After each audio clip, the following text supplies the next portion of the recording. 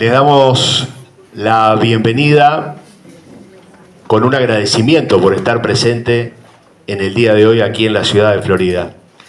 Para el grupo Identidad ha representado obviamente todo un desafío poder realizar esta 14ª jornada de Geohistoria Regional aquí en el departamento de Florida, y es un placer poder recibirlos en nuestra casa, con un significado muy especial para los floridenses en cuanto a cómo se ha denominado y a quienes se pretende recordar en el día de hoy la maestra Nina Riva y el maestro Fernando González Calcaño, pero de eso se van a ocupar otros integrantes del grupo.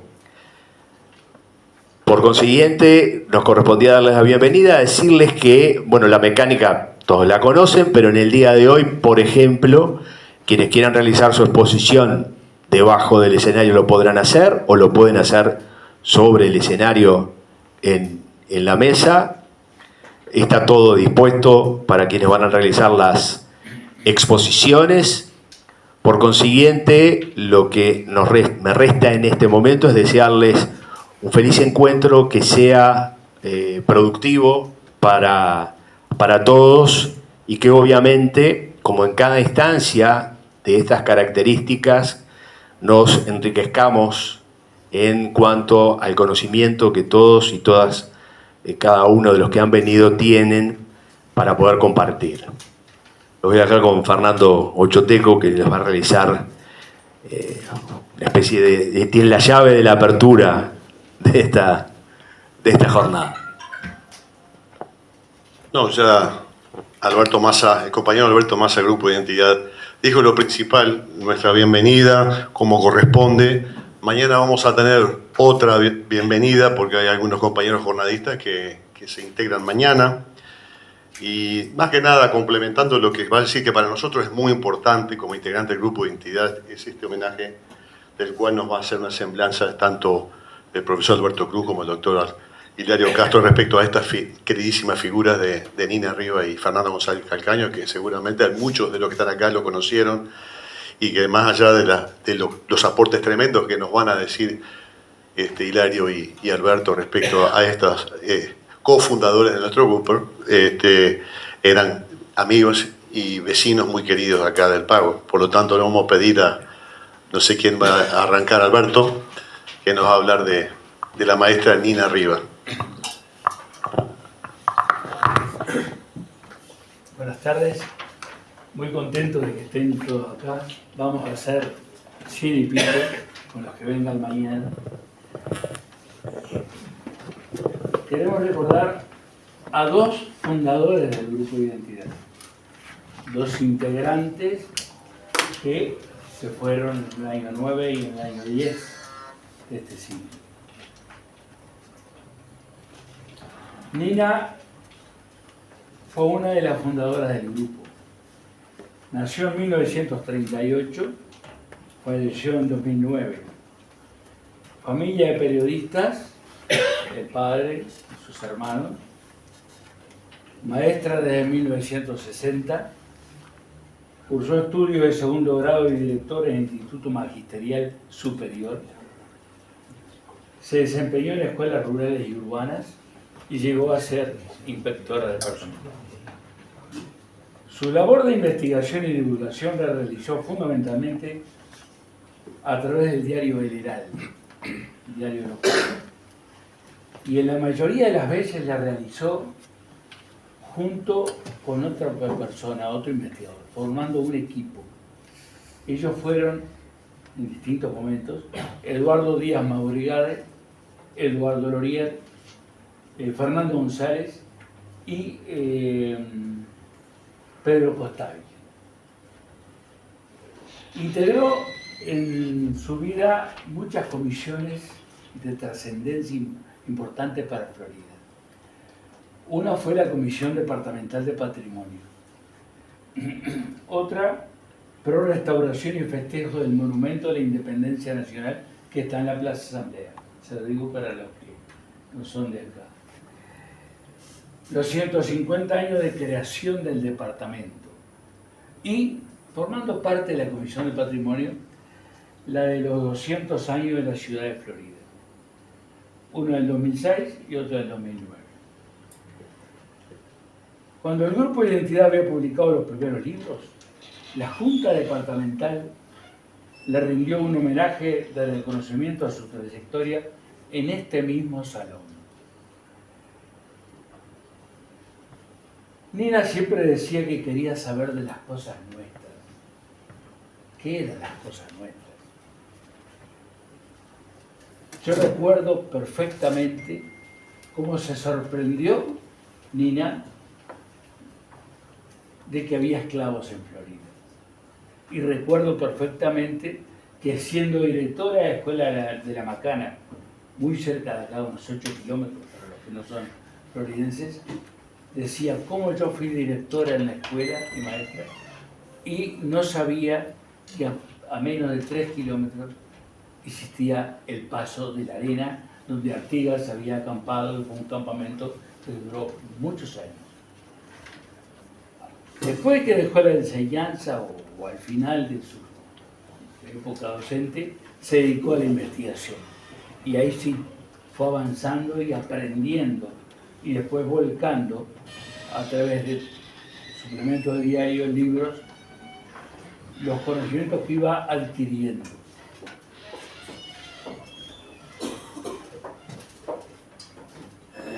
No tuvo formación específica ni en historia ni en geografía, pero eso sí, mamaba conocimientos de muchos que habían aportado. Y junto a los investigadores mencionados, todos vinculados de alguna manera u otra a Diario del Heraldo, el periódico que sirvió de catapulta para que Nina pudiera investigar y divulgar. Transcribo algunas palabras dichas por los ediles en aquel homenaje realizado acá en Florida, acá en este salón. Su vocación docente, su trato afectuoso, su amplio sentido de la comunicación fueron sus principales herramientas. Fue una fuente de consulta permanente. Se ha dedicado a hurgar y a escrutar archivos. Su producción historiográfica fue abundante, exhaustiva y fermental. Nina ha intentado reunir fragmentos dispersos de la identidad floridense a través de estudios de barrios, de la ciudad, de las costumbres, de los personajes, de fenómenos complejos como el mestizaje o la esclavitud, de aquellos colectivos olvidados como los aborígenes, los afrodescendientes y los inmigrantes. Sus libros publicados en realidad fueron 4. Florida Corazón Adentro, trabajo de historia, distintos momentos de la historia de Florida, fue el primero. Fragmentos de identidad, un estudio de los barrios, Florida barrio por barrio, es del año 2000. Y Florida a brazos y abrazos, el número 5 de la colección Florida Nuestra. 5 era el quinto, porque habíamos quedado 5 en el grupo Identidad y cada uno hizo un libro. El mío fue el 3, pero el de ella era el 5. Aquí toma en cuenta personajes de la época primera de la villa de Florida, como los faroleros, el aguatero, las lavanderas, etc. Y dedica gran parte del trabajo a la esclavitud, que para Nina había sido años atrás un descubrimiento. Y publicado, ya ella se había ido, está hecho junto al arquitecto y fotógrafo Costabile. Toma 10 objetos o lugares de la ciudad como patrimonio de acá de la ciudad, de nosotros. Esta puerta, por ejemplo, era de la casa donde vivió Timoteo Aparicio.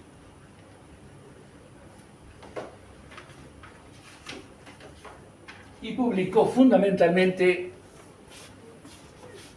suplementos.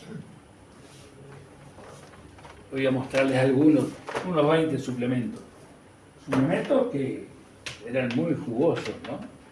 El Santa Lucía Chico, en nuestro río. Chico, pero muy querido,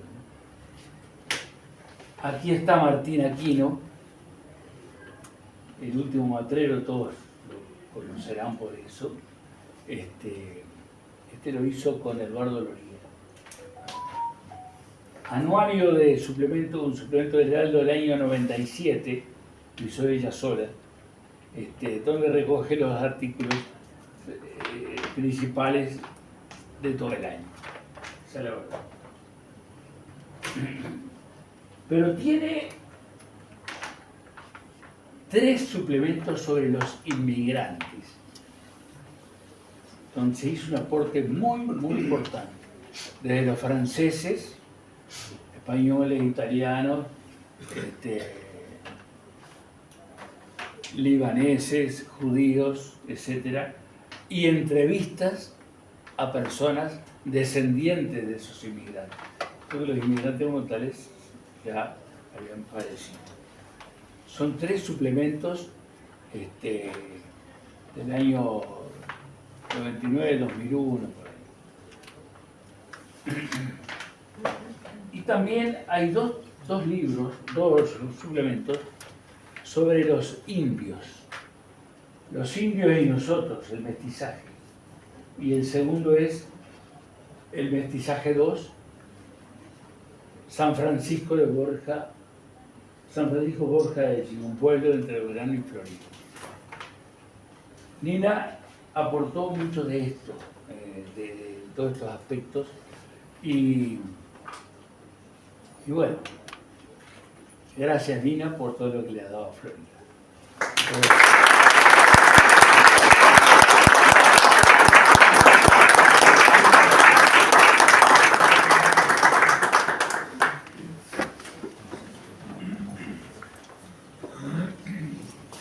Jornadistas de todo el país que hoy nos honran con su presencia. Familiares de Nina Riva y de Fernando González Calcaño. Los compañeros me han asignado la tarea de expresar algunas palabras sobre un entrañable amigo, Fernando González Calcaño. Fue un ser humano polifacético, maestro de educación primaria, periodista, escritor, divulgador cultural, dibujante, caricaturista, actor teatral, músico, compositor, investigador histórico. Y además cofundador junto con Nina, con el profesor Alberto Cruz, con el doctor José Monti y con Carlos Pérez Dauria, del grupo Identidad Florida a comienzos de este siglo, que luego en una segunda etapa se va a expandir, y él ya fallecido, porque falleció en 2010, se dio comienzo a este tipo de jornadas cuya edición 14ª inauguramos hoy.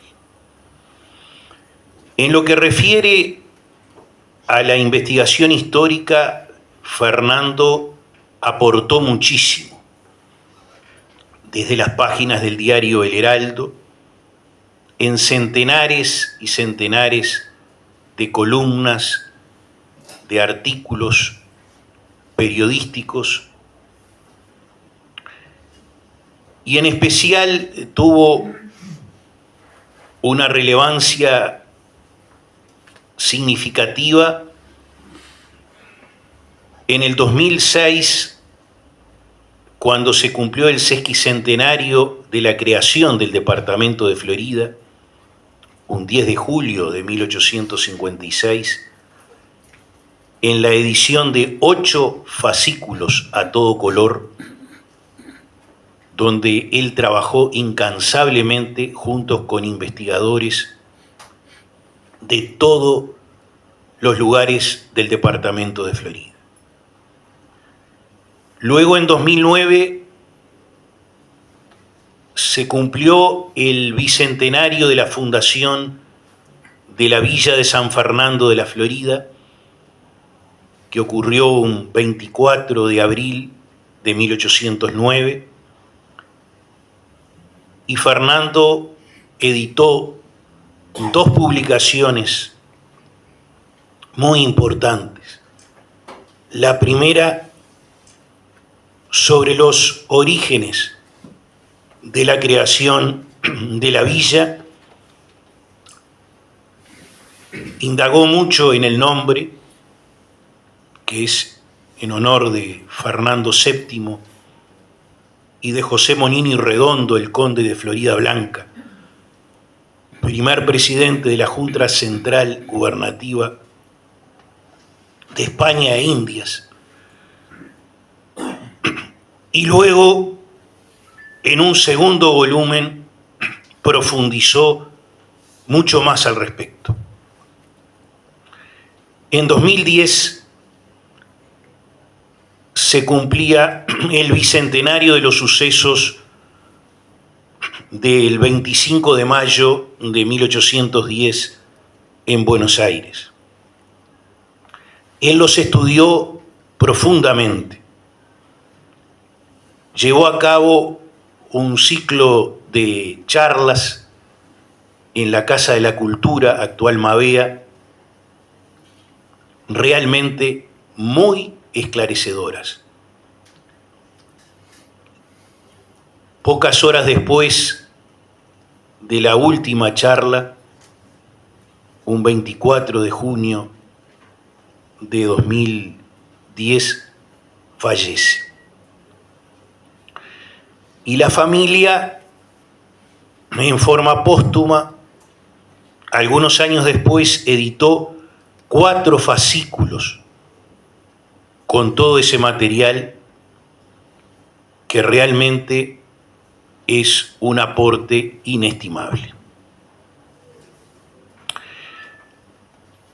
Pero además, Fernando, de todas estas facetas en el área cultural, fue un militante político, un ciudadano de acendradas convicciones coloradas y vallistas. No obstante lo cual, él hacía del respeto y la tolerancia un culto, trabó amistad con muchos ciudadanos nacionalistas y frenteamplistas. Pero es una faceta que no la debemos de soslayar. Fue un libre pensador. Yo recuerdo en las múltiples charlas que tuvimos, algunas hasta altas horas de la noche, café mediante, que en una oportunidad le pregunté por qué había puesto tanto énfasis en las páginas del Heraldo en la personalidad de Miguel de Unamuno, aquel extraordinario vasco. Y me dio las razones. Miguel de Unamuno le tocó ser rector de la Universidad de Salamanca, aquella universidad que había sido macerada por Alfonso el Sabio y elevada a altos niveles por Fray Luis de León, le tocó ser rector al comienzo de la Guerra Civil Española. Y el día de la Hispanidad, porque Unamuno, a diferencia de Arana, era un gran hispanista, quiso que la Universidad de Salamanca, que la consideraba un templo de la inteligencia, y él a su vez como rector era el sumo sacerdote, debía celebrarlo. Salamanca estaba ocupada ya por las tropas nacionales, a quienes Unamuno apoyó, no obstante luego tener diferencias. Va a morir un 31 de diciembre de 1936. Y ahí Fernando remarcaba el valor de aquel discurso de Unamuno en el aula magna, que obviamente no es el caso abundar en este momento, pero Unamuno decía, y Fernando lo divulgaba de las páginas del Heraldo, que vencer es más sencillo que convencer, porque para vencer basta la fuerza bruta, pero para convencer hay que persuadir, y para persuadir hay que tener razón y derecho en la lucha.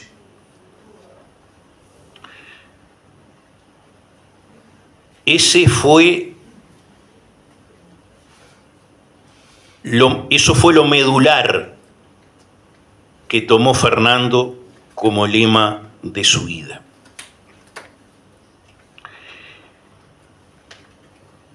Podríamos hablar muchas otras cosas, pero el tiempo es escaso.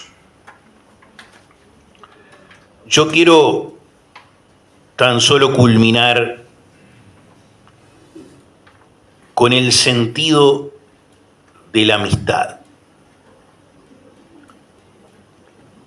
Cabalgamos juntos, estribo con estribo, durante muchos años, en el plano político y en el plano cultural. Y puedo decirles que fue un amigo cabal. Y hay muchas definiciones de la amistad, pero hay una de ellas de un grande como Atahualpa Yupanqui, que dice que el verdadero, el auténtico amigo es cuando uno comprende, encuentra el complemento de uno mismo en el otro ser, salvo con distinto cuero. Al amigo del alma, tronchado en flor, siempre hemos de recordarte con afecto y con cariño. Muchas gracias.